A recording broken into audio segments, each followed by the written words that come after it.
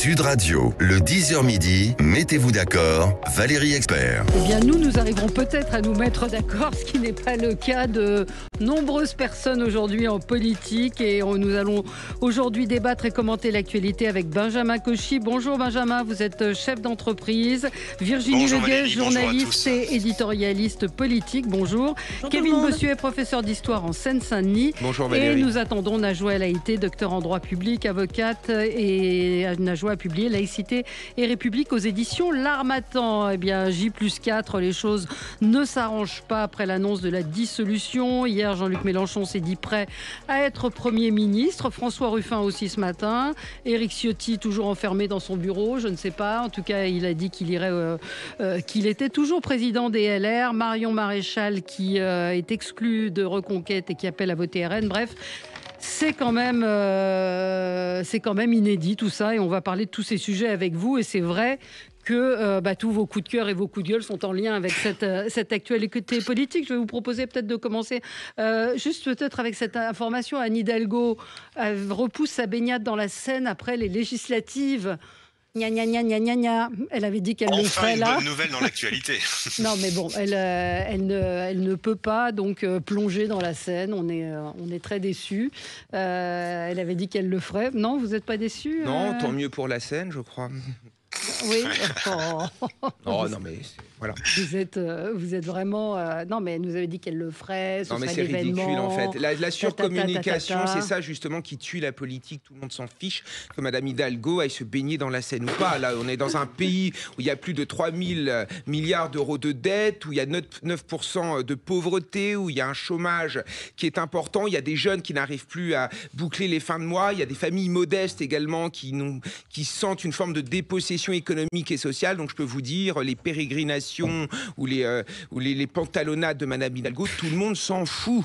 Bon, allez, on va passer à vos coups de cœur et vos coups de gueule. Ça va être un peu dans le désordre un petit peu de notre sommaire, mais ça nous permettra d'aborder différents sujets. Vous, Kevin, vous vouliez revenir sur Emmanuel Macron et son discours d'hier, Oui. Sa conférence de presse plus précisément. Oui, enfin sur la dissolution en tant que telle, parce que le mot qui m'est venu à l'esprit, c'est le mot ingratitude.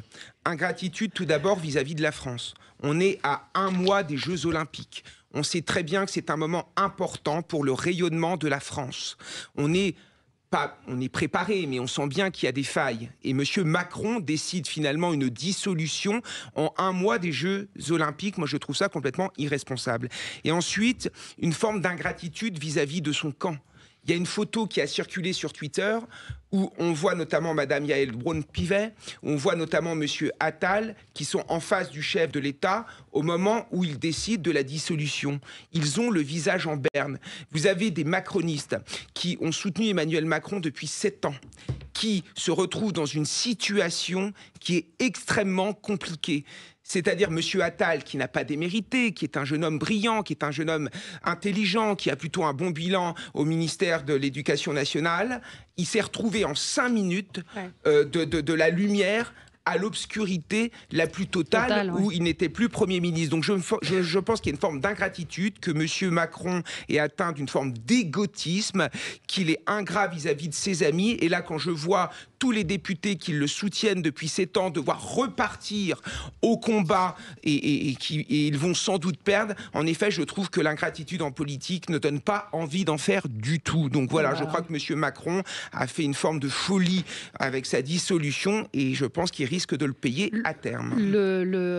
En tout cas, le spectacle qui est donné aujourd'hui est terrible et consternant pour les Français. Peut-être que vous voulez réagir, Virginie, à ce que vient de dire Kevin. Ingratitude d'Emmanuel Macron. L'ingratitude, je ne sais pas. Est-ce qu'il y a de la gratitude en politique? C'est aussi la question qu'on peut se poser, ou de la reconnaissance. Je ne sais pas, mais franchement, j'ai écouté, comme j'imagine vous, les presque 2 heures de conférence de presse d'Emmanuel Macron, j'ai toujours pas compris pourquoi il a dissous. Il a dit j'ai constaté un blocage. Mais quel blocage de plus aujourd'hui qu'il y a 1 semaine, 2 semaines, 3 semaines. Et je rappelle que nous, les journalistes politiques, qui nous interrogions sur le fonctionnement de cette majorité relative et la difficulté de trouver des accords avec les familles d'opposition, à chaque fois qu'on posait la question à l'Élysée, on nous disait bon, écoutez, vous voyez bien que ça marche très bien, vous voyez bien qu'on arrive à travailler, vous voyez bien que des projets de loi passent. Donc, passez votre chemin, vous, les journalistes qui vous posaient des mauvaises questions. Et aujourd'hui, Emmanuel Macron nous dit tout bonnement,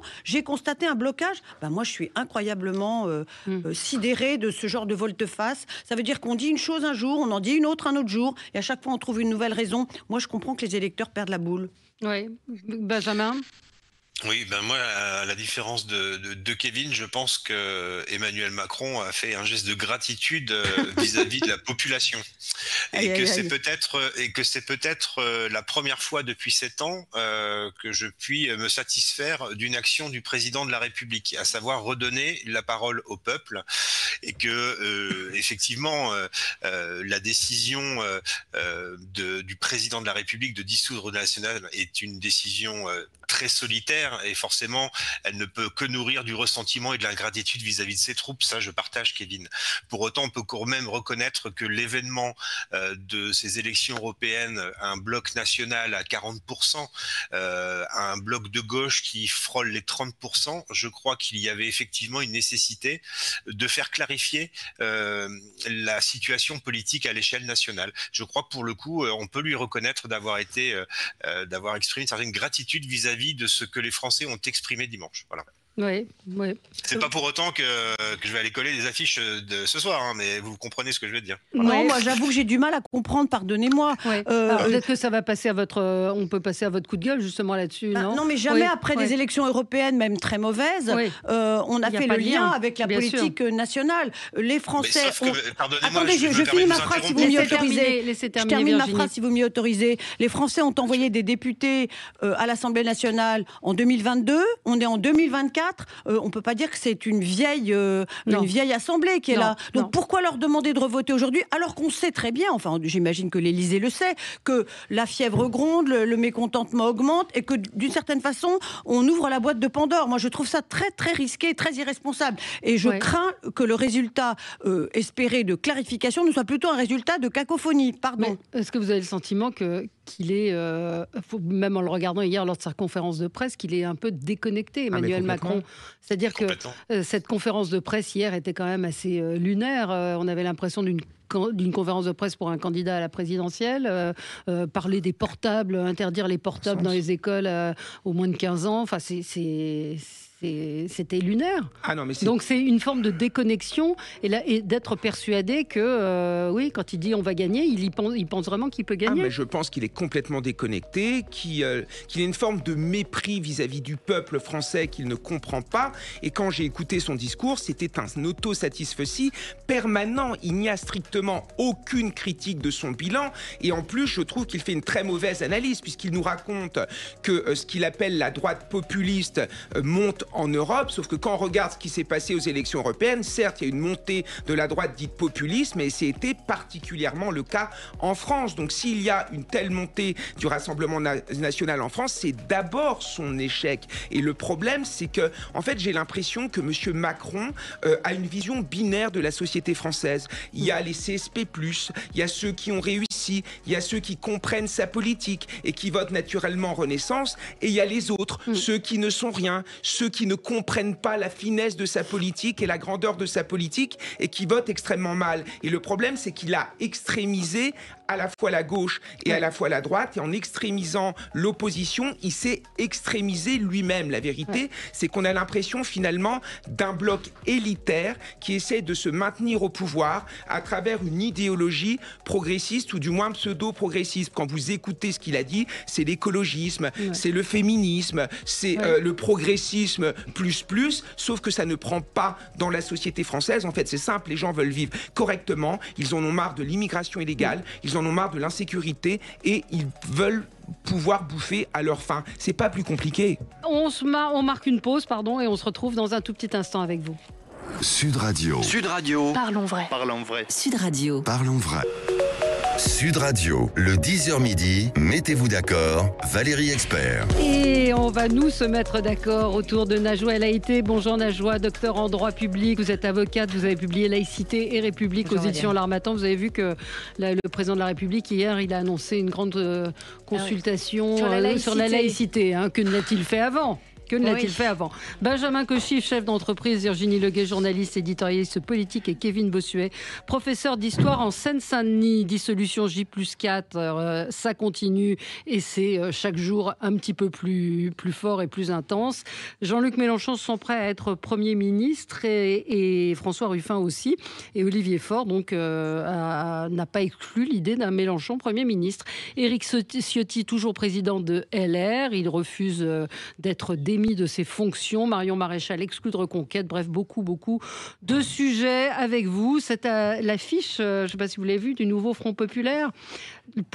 Alors c'est hausse du SMIC 1500 à 1500 €, retraite à 60 ans à taux plein, allocation de jeunesse 1063 €, blocage des prix des produits de première nécessité et cantine scolaire bio et gratuite partout. Voilà. Donc mais ils ont oublié l'état de la France, oui, 30 000 milliards de dettes. Ils ont oublié Gaza, c'est bizarre. Et Gaza également. Moi qui pensais qu'LFI était devenu un parti de l'étranger, là je pense qu'ils font demi-tour. Donc voilà, c'est leur... Et ils dénoncent les populistes, dis donc. Voilà, et ça c'est assez populiste effectivement. On continue notre tour de table de ce qui a retenu votre attention. Najwa, vous m'intriguez.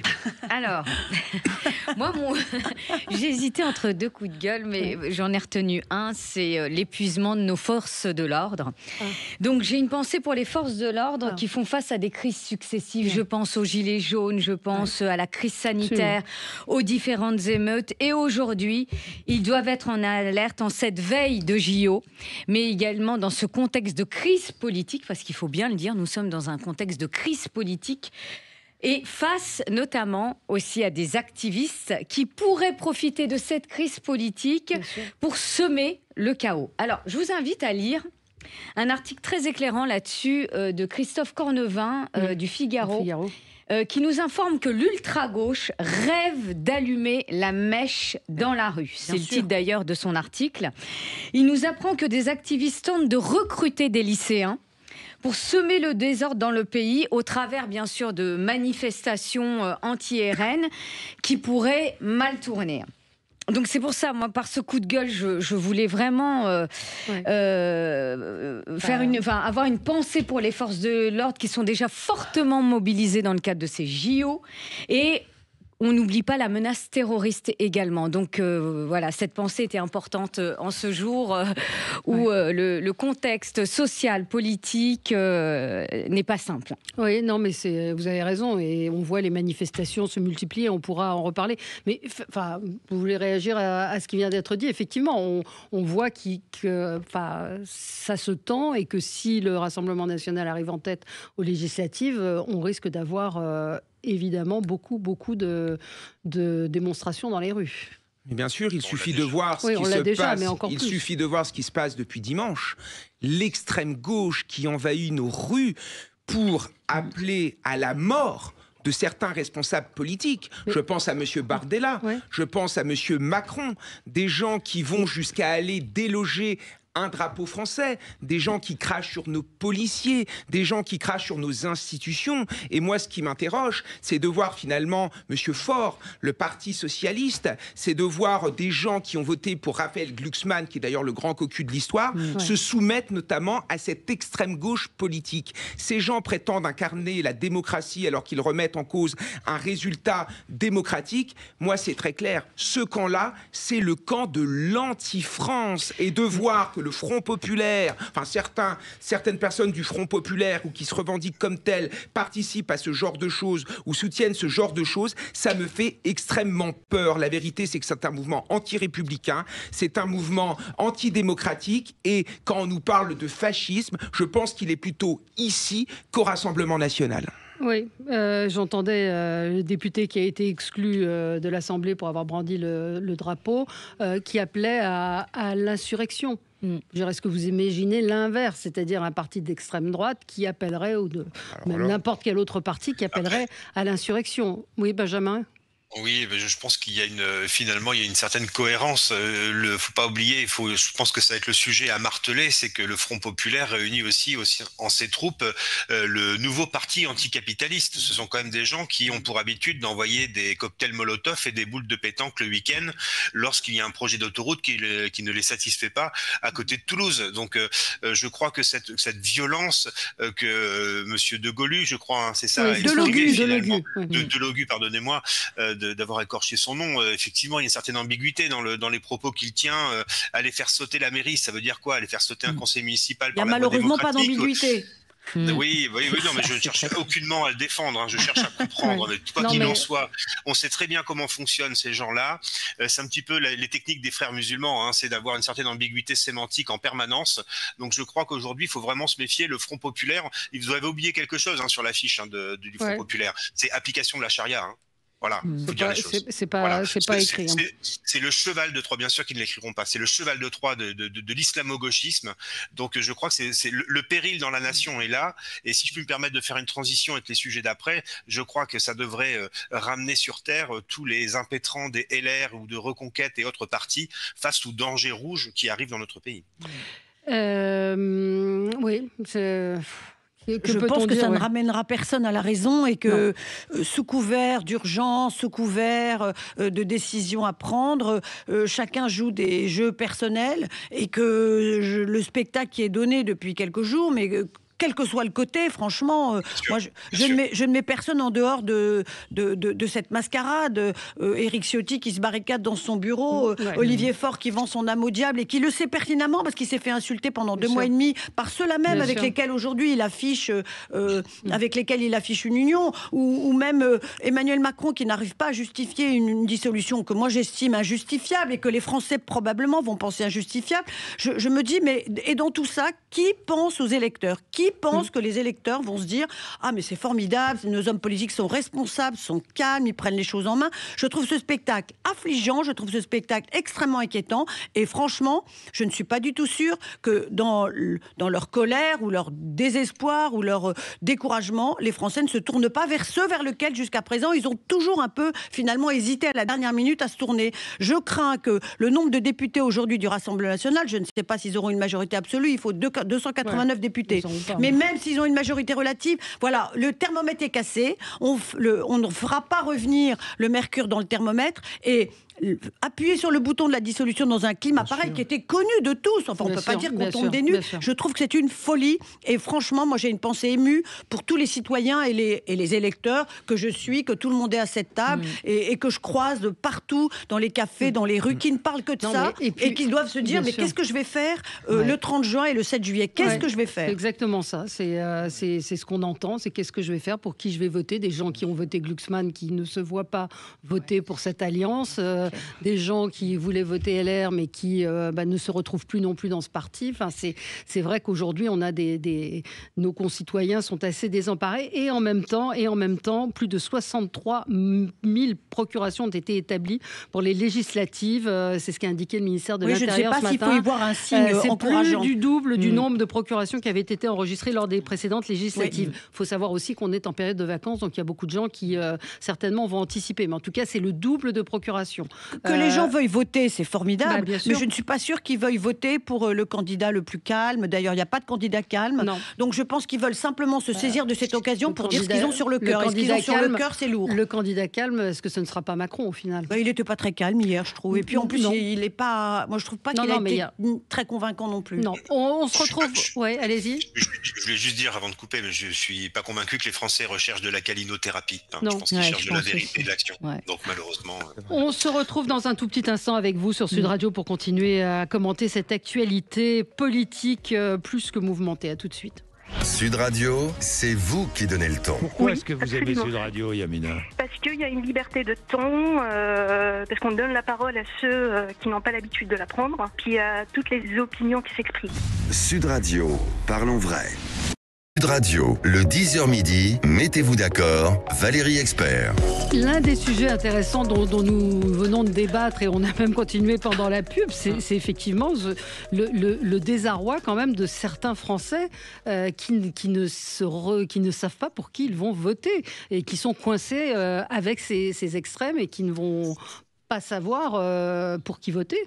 Bien sûr, il y a aussi le désarroi des électeurs, des militants de droite. Regardez comment les républicains se déchirent.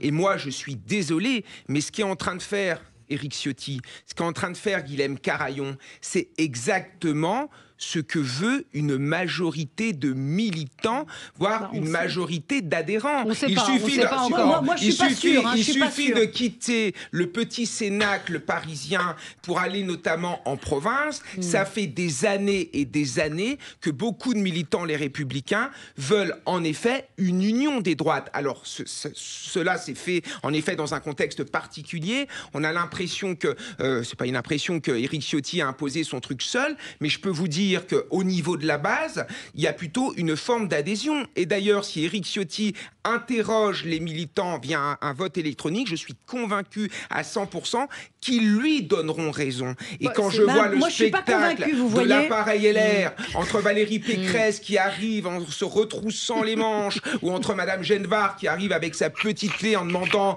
de pousser la porte alors que la porte est cassée, il n'y a même pas besoin de l'ouvrir. Enfin, c'est ridicule. On a l'impression véritablement d'un parti LR qui appartient au XXe siècle et qui n'est pas ancré dans le XXIe siècle. C'est pathétique. Moi, je voudrais simplement dire une chose. Je ne parlerai pas au nom des militants LR. Il y a certainement une partie des militants LR qui souhaitent l'union des droites. Mais il y a des militants LR qui veulent juste rester LR, pardon de le dire.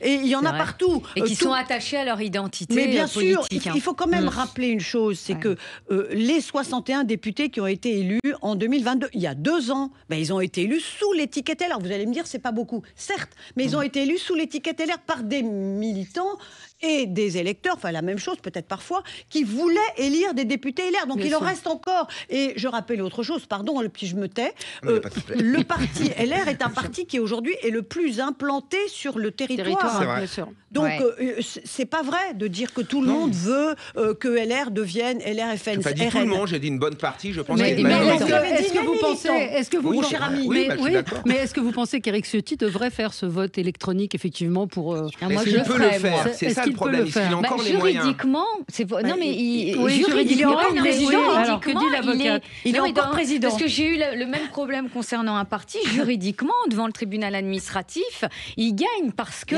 c'est pas au bureau politique de le faire démissionner. Il a eu l'onction des militants. Eh bien, s'il doit partir, c'est suite à un vote des militants. Donc, s'il va devant le tribunal administratif, il l'emporte. Le bureau politique réuni de manière exceptionnelle hier, juridiquement, ça ne tient pas la route pour le pousser à la démission. D'ailleurs, elle ne démissionne pas. D'autant, je crois que le bureau politique, pour être valable, doit être convoqué par le président, ce qui évidemment n'a pas été le cas. C'est le président, c'est Éric Ciotti. Rien ne va juridiquement. Donc, ce bureau politique se réunit sans convocation j'allais dire correcte, et effectivement prend des décisions qui du coup ne sont pas légales. Exactement. Alors ça nous amène à votre coup de gueule, Benjamin. Oui, qui a été plus ou moins déplumé finalement. Désolé, les absents ont toujours tort. Vous êtes loin de nous, donc non mais allez-y. C'est ce que vous vouliez dire en substance que Kevin a dit. L'attitude des ténors. On peut aussi considérer que je suis sur le terrain et que c'est parfois ce qui manque à nos amis politiciens et qu'on serait peut-être pas arrivé à une solution si les gens étaient un peu plus sur le terrain. Je voulais effectivement revenir sur le psychodrame qui a eu lieu hier après-midi en marge de cette réunion qui pour moi effectivement n'a pas de valeur juridique, ce comité politique d'une trentaine de ténors qui depuis bien longtemps, à l'exception des jours d'élection, n'ont pas vu un marché, une ferme, si ce n'est lorsqu'il y a une opération TikTok, Instagram ou Facebook. Je pense à Michel Barnier qui est dans les dorures de la République et dans les palais bruxellois depuis tant d'années que je ne suis pas convaincu qu'il reflète aujourd'hui l'électorat des Républicains. moi, je pense qu'il y a véritablement eu hier un cap de franchi quand j'ai entendu Geoffroy Didier. Ouais. Geoffroy Didier qui dit nous allons aller le déloger physiquement. Mais quelle est la différence finalement entre Geoffroy Didier et comment dirais-je, un député de la France insoumise qui se comporte avec une violence politique au quotidien comme ça? À quel niveau sont tombés des gens comme Aurélien Pradier hier, qui ont expliqué que Éric Ciotti était dingue? C'est quoi ces accusations en psychiatrisation d'Éric Ciotti, en expliquant qu'il s'était enfermé dans son bureau avec une ceinture d'explosifs? Bien évidemment, c'était une image, mais rendez-vous de la violence qu'ont incarné ces personnes hier, alors qu'ils sont censés incarner la sagesse et la stabilité d'un mouvement. Ils en bafouent les statuts.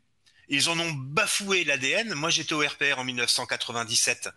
J'ai vu ce que sont devenus l'UMP puis les Républicains. Ils se sont abandonnés à une Europe dévouée. Il en est où le discours de Philippe Séguin? Il en est où les discours de Jacques Chirac sur l'Europe des nations? C'est normal. Et donc aujourd'hui, Éric Ciotti, finalement, pardonnez-moi, mais c'est pour moi l'une des personnes les plus courageuses qui puisse exister depuis quelques jours. Alors peut-être qu'il a sauvé sa circo, mais je crois surtout qu'il a permis aux Républicains de redevenir ce qu'ils étaient, un vrai parti de droite décomplexé qui sera capable de prendre le pouvoir avec le Rassemblement national. Mais comment expliquez-vous qu'il soit si peu suivi ici? Il est si peu suivi par des nantis qui ont peur parce que, comme vous l'avez dit, c'est un parti d'élus. Ils ont peur qu'il y ait des vagues dans leur quartier, tout simplement. Et ça, il faut le dire. Ils ont peur. Du qu'en dira-t-on?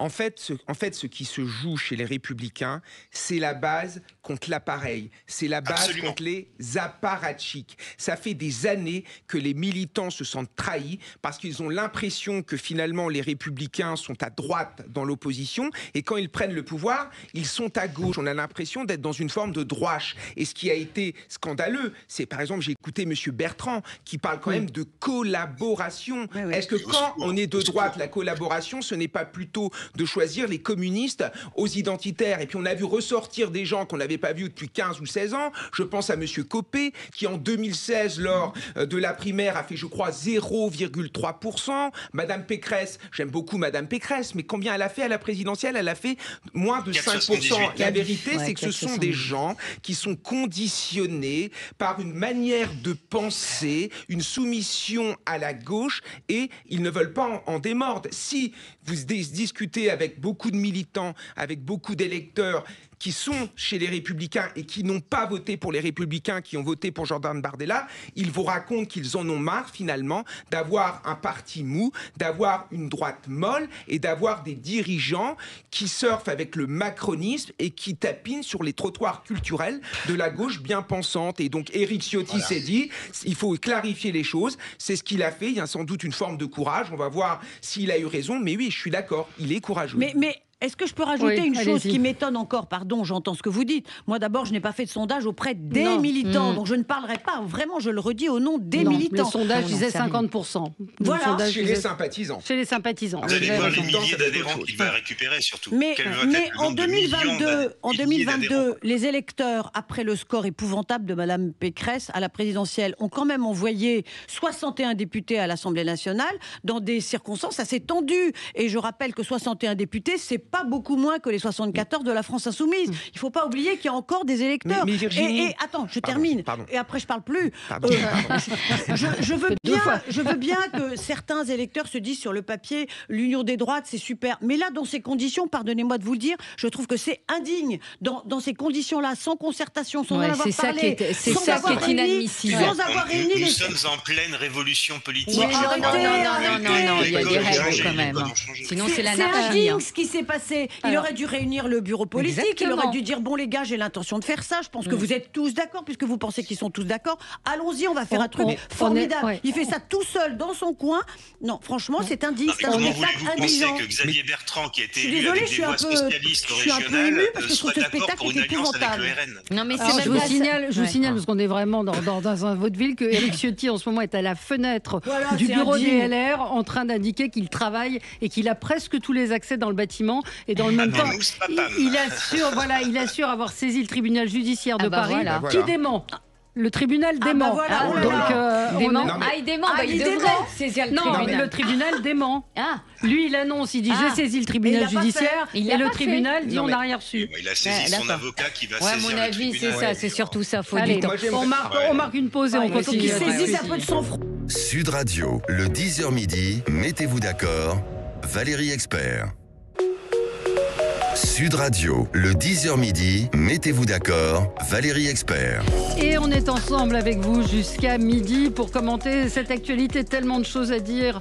Une question aussi que pose Françoise de Gois sur son compte Twitter. Si vous allez sur les réseaux sociaux, sur X, vous avez peut-être vu cette photo du président de la République de dos en train d'annoncer visiblement la dissolution à ses principaux collaborateurs. Gabriel Attal est en face de lui. Françoise de Gois dit « Regardez les visages, ils disent la sidération et de la colère. Demandons-nous aussi pourquoi l'Élysée a autorisé la diffusion de cette photo avec en prime l'horloge posée devant lui. » Et là, ça revient à ma question de tout à l'heure. Oui. Sur la déconnexion. Effectivement, ces photos sont saisissantes. Il y a une dramatisation. Mais on se demande, là encore une fois, comment est faite la com Mais- du président. Moi, le président a toujours communiqué de cette façon-là. Oui. Vous souvenez-vous quand il appelait Zelensky, on le voyait en noir et blanc, en Oui, mais t-shirt, enfin, mal rasé, passant des nuits blanches. Voilà, donc il a entre guillemets le sens de l'histoire, c'est-à-dire qu'il veut marquer l'histoire. Pour lui, ce qu'on vit là, c'est historique, c'est historique. Et au-delà de ça, l'horloge.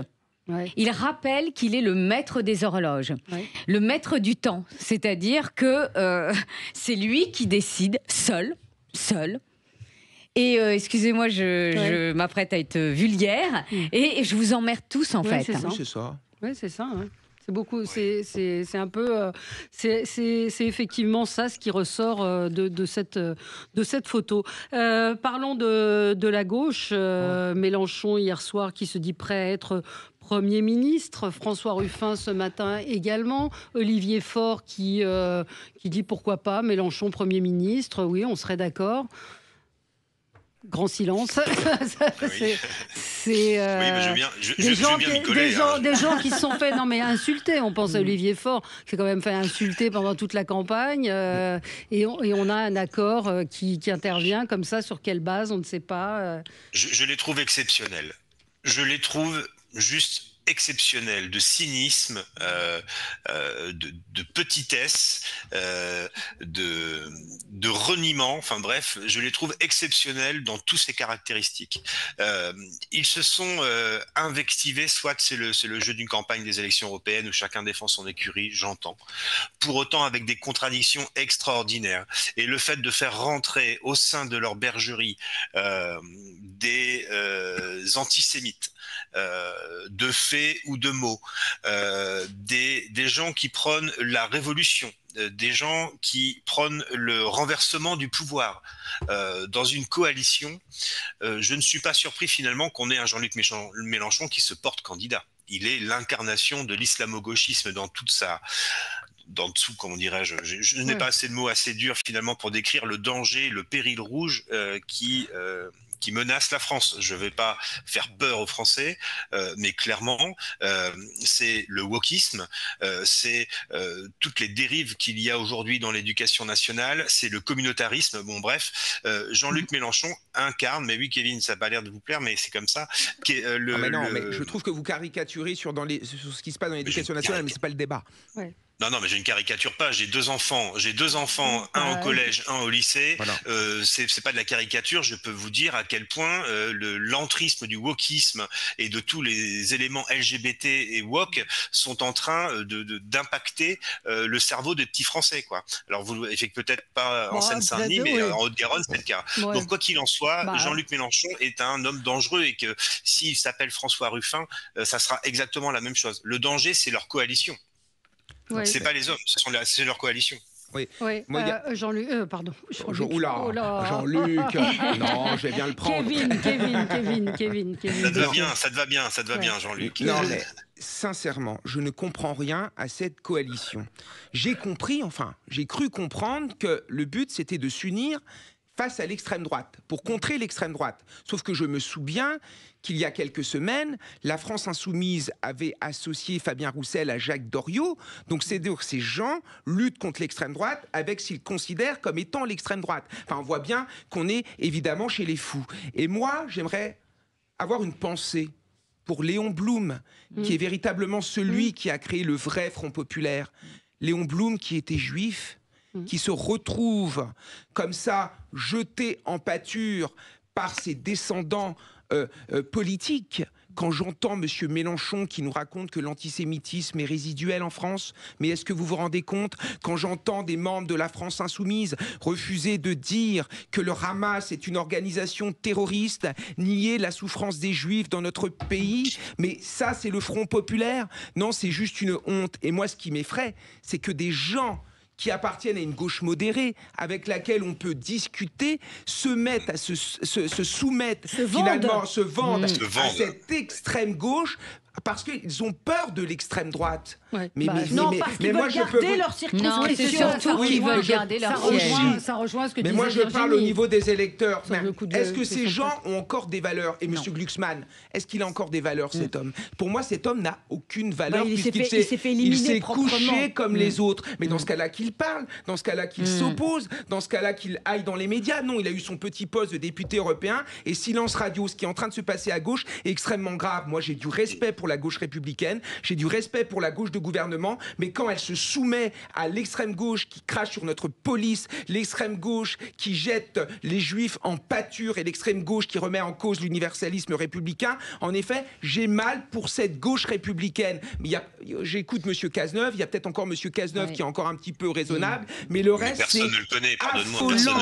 Et puis franchement, qu'on nous raconte que le Rassemblement national, c'est une menace fasciste, non mais il faut sortir des années 30. Les bottes, pour l'instant, c'est pas les militants du Rassemblement national, ce sont ces gens, ces excités d'extrême gauche qui vont dans nos rues pour taper du flic ou décrocher des drapeaux français. Il est là le danger aujourd'hui. Et moi je voudrais dire une chose, c'est que c'est ce genre de comportement qui est totalement contre-productif et qui fait justement monter l'extrême droite. Et qu'en agissant comme il a agi Jean-Luc Mélenchon ou même ses troupes à l'Assemblée nationale, ils ont fait apparaître le Rassemblement national comme presque un parti modéré. Rappelez-vous la stratégie de la cravate, on est sage, on est gentil, on se tient bien, on respecte les institutions. Les Français ont trouvé ça formidable. Donc ils ont obtenu l'effet inverse de ce qu'ils recherchaient.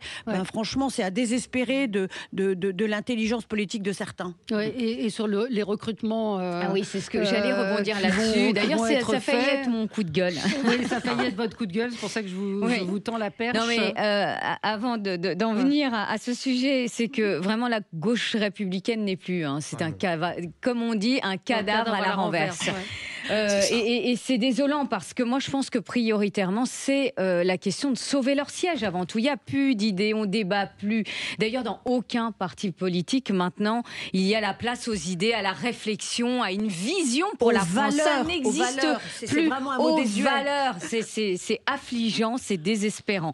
Et alors hier je pensais que c'était une blague parce que je me suis dit tiens je vais me faire une pause, je vais aller sur les réseaux sociaux et je tombe sur l'influenceuse Maëva Guénam, une petite vidéo d'elle qui dit non mais j'en reviens pas, la France insoumise et le Parti socialiste m'ont contacté pour faire partie, pour être candidate comme députée. Et elle-même, elle en revenait pas. Elle disait non mais moi, femme de la télé-réalité, il me propose ça, je vais y réfléchir. Mais elle-même, coup de massue. Je veux dire, elle dit maintenant, on sollicite même des gens de la télé-réalité qui n'ont pas de sens politique pour être candidat ou candidate, là en l'espèce, aux élections législatives. Donc tout ça pour vous dire, moi j'ai rien contre l'influenceuse Maëva Guénam, mais ce que je veux dire par là, c'est que maintenant il n'y a plus d'idées, il y a un nivellement vers le bas de la politique, nivellement vers le bas. Il y a un livre qui s'intitulait La médiocratie. Eh ben, j'ai envie de vous dire, on est en médiocratie et ça touche toutes les strates de la société. Que ce soit à l'école, nivellement par le bas, que ce soit en politique, nivellement par le bas. Moi, en tous les cas, je suis exaspérée, je ne sais plus quoi dire. D'ailleurs, ma réponse a été de ne plus faire de politique et de me concentrer sur mon métier. Voilà. Donc, et moi, j'assiste, comme d'autres citoyens français, à ce triste spectacle. Voilà. Moi, j'ai honte. Il faut avoir du courage pour faire de la politique, pour être député, pour se cracher dessus en permanence, pour demander l'autorisation, pour faire un plateau télé, pour dire ce que veut le parti. Mais c'est une prison, c'est un boulet qu'on a au pied. Et pour revenir par rapport à ce que vous avez dit, on assiste à la tiktokisation finalement de la vie politique. Où moi, je le vois chez les jeunes, ils se politisent à travers TikTok en fonction. Ils voient Jordan Bardella en train de manger un truc, Monsieur Louis Boyard en train de s'amuser, en train de cracher sur tel ou tel autre. Et en fait, on est dans le clivage permanent, il n'y a aucune réflexion, il n'y a aucune mesure. En fait, on vote comme si on votait pour la télé-réalité, en fait, pour la Star Academy. On vote pour celui qui est le plus beau, pour celui qu'on trouve le plus intelligent, ou celui qui a le meilleur discours. Ben, ça m'effraie. Vous me disiez que, parmi vos élèves, donc vous êtes en Seine-Saint-Denis, comment Jordan Bardella rencontre un certain succès. Bien sûr. Alors, évidemment que l'espace scolaire, c'est un espace où il doit y avoir une forme de neutralité. Mais évidemment, les élèves, ils parlent. On les entend dans la cour de récréation, on les entend devant les établissements scolaires. Et véritablement, il y a deux personnes qui perdent. C'est d'un côté Jordan Bardella et de l'autre Jean-Luc Mélenchon. Jean-Luc Mélenchon qui passe comme étant le défenseur finalement des musulmans et voter pour Mélenchon, c'est en effet défendre cela. Et Bardella, souvent, c'est celui qui passe comme étant celui qui comprend les problèmes des Français, qui lutte contre l'insécurité et qui est finalement le petit Babtou qui se fait martyriser à la cour de récréation et qui a réussi à s'envoler pour défendre tous ceux qui n'ont pas la parole. Voilà le clivage que l'on trouve en effet en banlieue. Oui. Vous vouliez réagir, Benjamin ? Non, pas particulièrement là-dessus. Je partage le point de vue de Kevin Bossuet. On a atteint un niveau zéro et il y a beaucoup de gens qui ne s'engagent plus en politique. Moi, c'est ça dont j'aurais envie de peut-être terminer pour clore ce sujet. C'est du coup la question de l'engagement des gens sincères. J'ai envie de dire, ceux qui sont vraiment attachés à la politique aujourd'hui, est-ce qu'ils en font dans les partis ou est-ce qu'ils ne s'engagent pas plutôt dans des associations ou comme des lanceurs d'alerte, comme on peut peut-être l'être aussi autour de cette table. Je crois que la politique aujourd'hui donne une très mauvaise image, une image superficielle et que on va aller quelques instants d'optimisme. Je crois que on a fêté il y a quelques jours la fête de la radio. Je crois que la liberté d'expression et le combat politique est aussi mené par des gens comme nous autour de cette table qui, sans étiquette, essayons d'élever le débat et j'espère que les Français y trouvent aussi une satisfaction. On va parler également du Rassemblement national. Je pense pas qu'ils y trouvent de satisfaction. Non, et de Reconquête, Reconquête qui explose également. Je sais pas, quel parti va rester en entier. Et puis Adrien Quatennens qui lance un appel aux féministes pour soutenir sa candidature. C'est ce qu'il a demandé ce matin. Allez, on se retrouve dans un instant avec vous sur Sud Radio. Sud Radio, le 10h midi, mettez-vous d'accord. Valérie Expert. Sud Radio, le 10h midi, mettez-vous d'accord. Valérie Expert. Voilà, ici aussi, c'est la révolution. Hein. On est en train de... Je cherchais l'expression pour un plat de lentilles qu'on entend beaucoup chez les commentateurs politiques. En fait, ça vient de la Bible et ça concerne les jumeaux d'Isaac et Rebecca, au cours de laquelle Ésaü... Dans la Genèse. Voilà. De retour, il était épuisé des champs et il a accepté de vendre à son frère Jacob son droit d'aînesse contre un plat de lentilles, puisque la famine subsistait, non, il y avait de la famine, et donc les lentilles étaient cultivées en grande quantité, et c'était l'un des aliments principaux des pauvres, et donc il a vendu son droit d'aînesse, donc son droit pour un plat de lentilles. Voilà. Amen. Hein, on apprend des choses ce matin. Marion Maréchal exclue de Reconquête, là aussi ça pète de partout. Éric Ciotti dit que c'est la trahison suprême. Comment vous comprenez cette... Éric Zemmour, j'ai dit quoi? Éric Ciotti. Éric Ciotti, c'est peut-être le traître suprême, je ne sais pas. Absolument. Je vois que tout le monde n'est pas d'accord à cette table. Traître suprême. Porte-parole de la base, je ne sais pas. Oui. Non, mais je parlais d'Éric Ciotti. Oui, non, je parle là-bas. Après, non, mais je pense que ce qui se passe à Reconquête, c'est extrêmement compliqué. Ça doit être éprouvant. Nerveusement pour Éric Zemmour, en effet, qui se sent totalement seul, qui a perdu une partie de ses troupes. C'est compliqué, voilà. Ils avaient toujours prôné l'union des droites. Là, au moment où elle se fait, ils se divisent. Donc, je sais pas, Benjamin, qui a été à Reconquête, peut-être qu'il pourra dire un peu plus que moi, qui suis totalement étranger à ce parti. Mais Éric Zemmour ne voulait pas l'union des droites, c'est Marion Maréchal qui la voulait. Je pensais qu'il avait un discours là-dessus.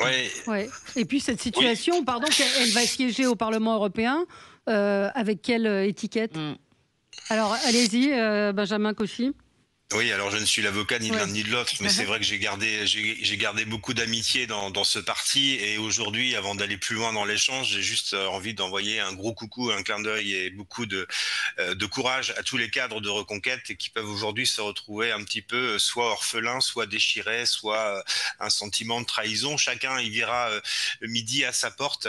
Il y a eu des divergences stratégiques durant la campagne des élections européennes qui n'ont jamais été cachés finalement entre Éric Zemmour qui souhaitait et qui pense qu'il y a entre guillemets un morceau à prendre dans le gâteau du RN à 30%, pour faire simple, et Marion qui, elle, pour le coup, estimait qu'il fallait plutôt aller chercher les voix du côté des Républicains, ce que Éric Ciotti a parfaitement compris. Donc il y avait une divergence stratégique. Cette divergence stratégique aurait pu s'éteindre, sauf que dans le projet d'accord qu'il pouvait y avoir une soixantaine de circonscriptions, les noms avaient déjà été remontés, il y avait déjà des négociations en cours. La seule chose, c'est qu'a priori, il y a un casus belli entre Marine Le Pen et Éric Zemmour, et qu'aujourd'hui, l'union ne pouvait se faire parce qu'il y avait un refus réciproque de travailler l'un avec l'autre, malgré les mots. Et la preuve, c'est quand Éric Zemmour est intervenu à l'antenne d'une télé pour dire qu'il ne serait pas candidat, c'était bien prouvé qu'effectivement, dans l'accord, il y en a qui ne voulaient pas qu'il soit candidat. Donc au-delà de cela, Marion a fait un choix qui est de se dire on préfère avoir 5 ou 10 députés conservateurs libéraux sur la plateforme électorale plutôt que d'envoyer 400 cadres au casse-pipe qui vont faire 2 à 3%. Ça, c'est le point de vue de Marion. Du côté d'Éric Zemmour, c'est de se dire non, nous avons une différence idéologique, celle d'apporter un courant conservateur et libéral, et pour cela, il faut que nous soyons présents quand même dans ces élections législatives. Et puis, il y a également une nécessité de financement électoral, il faut aussi tout dire, et que les 1,50 € dans plusieurs dizaines de circonscriptions détermineront la dotation que l'État apporte à ce parti politique. Donc voilà un petit peu les... Oui, mais sauf qu'à la base, Benjamin, les enjeux, ils sont complètement déchirés. Ils sont complètement déchirés en interne. À la base, Éric Zemmour, il était bien favorable à une union des droites. Moi, j'ai entendu cela. Bien sûr. Mais c'est pour ça que je l'ai rejoint au même titre que j'avais rejoint Nicolas Dupont-Aignan en 2019 au moment de l'aventure des amoureux de la France. J'ai l'impression qu'à chaque fois l'union des droites laisse des lieutenants sur le bas-côté. François-Xavier Bellamy, qui était l'invité de nos confrères d'Europe 1 ce matin, a déclaré qu'il voterait évidemment pour le RN face à LFI.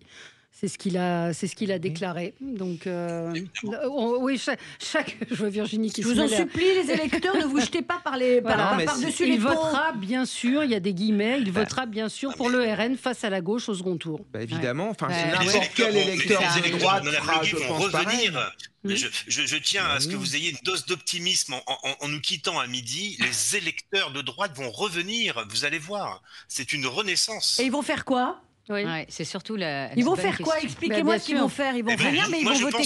Je pense que dans cette future majorité, si les Français donnent une majorité de coalition à la fois d'une droite conservatrice et libérale, peut-être incarnée par Ciotti et autres amis de Marion Maréchal, je pense que ça va avoir un effet de rassurance vis-à-vis des partenaires sociaux qui vont se dire il y a des interlocuteurs qui connaissent le système de la vie politique et institutionnelle. Les marchés financiers également, je pense, vont peut-être pouvoir avoir un ressenti de rassurance. Et on le disait en début d'émission, 3100 milliards de dettes, celui qui va prendre les clés du camion le 8 juillet, ça va être fébrile. Donc je pense que les Français sont suffisamment intelligents et le peuple de droite pour se dire on va pas donner un blanc-seing à Marine Le Pen et Jordan Bardella, on va également confier du poids à une droite de gouvernement qui a déjà agi et qui là pour le coup pourra nous rassurer, je pense. Je ne sais pas si Éric Ciotti, qui s'enferme dans son bureau, si vous voulez. est très rassurant. Oui, moi je parierais bien avec vous. Je ne suis pas sûre qu'il soit très rassurant, Éric Ciotti. Et je ne suis pas sûre que les Français n'aient pas déjà fait leur opinion depuis un bon moment et qu'ils se disent, bon, tous ces partis auxquels on a cru pendant des années, parce que je rappelle que le Parti Socialiste et LR, avant le RPR, ont été les partis fondateurs de la Ve République qui se sont succédés au pouvoir pendant 40 ans. Mais ils se sont discrédités complètement. Je ne vois pas les électeurs revenir vers eux. Je vois plutôt les électeurs se dire, ce qu'ils disent d'ailleurs en ce moment, on a tout essayé, il nous reste encore une chose à essayer, c'est le RN. Et c'est le discours qui revient souvent. Moi, c'est ce que les Français disent. Je voudrais poser la question à nos auditeurs qui votent LFI. Il y en a certains. Esti, par exemple, me dit, partisan de la gauche populaire, on n'a pas fini de se faire taper dessus dans les médias, on a l'habitude, on est là. Courage camarades. Moi, je vois Sandrine Rousseau qui dit, il y a des progrès à faire sur les impensés de l'antisémitisme. Moi, je vois le bureau national, le bureau qui s'est réuni hier, discuter de la qualification du Hamas, à savoir si c'est un groupe terroriste ou non. Ces questions-là, je ne sais pas comment on peut transiger sur ces sujets-là. Et je pense que quand on est un électeur de gauche, ça doit être assez compliqué. Et j'en connais, comme Nadine Morano a des amis... Il y a des électeurs de gauche qui ont choisi la voie de Glucksmann aux européennes. C'est pas non plus tout à fait le hasard. Ils sont malheureux, là. Mais c'est pour ça qu'on a oublié de parler du taux d'abstention. Exactement. Parce qu'à mon avis, il y aura aussi un taux d'abstention important à ces législatives. Oui. Même si en effet, vous parliez, c'est intéressant, des procurations qui ont... Oui, procuration double d'habitude. Ouais. Alors, la situation, encore une fois, le timing n'est pas le même. Donc c'est là où il va falloir voir effectivement le taux de participation. Mais ça, on aura le temps d'y penser. Plus de 49% d'abstention aux européennes, c'est énorme. Ça veut dire que vous vous rendez compte, tous les Français qui ne se sont pas déplacés. J'espère qu'ils vont se déplacer aux législatives parce que sinon, il y a une partie du résultat qui va leur échapper. Oui, absolument. Écoutez, je crois qu'on a fini pour aujourd'hui. Merci à toutes et à tous. L'image du jour, c'est quand même de calmement. L'image d'aujourd'hui, c'est quand même Éric Ciotti à la fenêtre du bureau du LR, c'est le pape à sa fenêtre, c'est quand même l'image du jour. La journée n'est pas finie. Allez, merci à vous. Très bonne journée sur Sud Radio. Sud Radio. Parlons vrai. Sud Radio. Parlons vrai. Parlons vrai.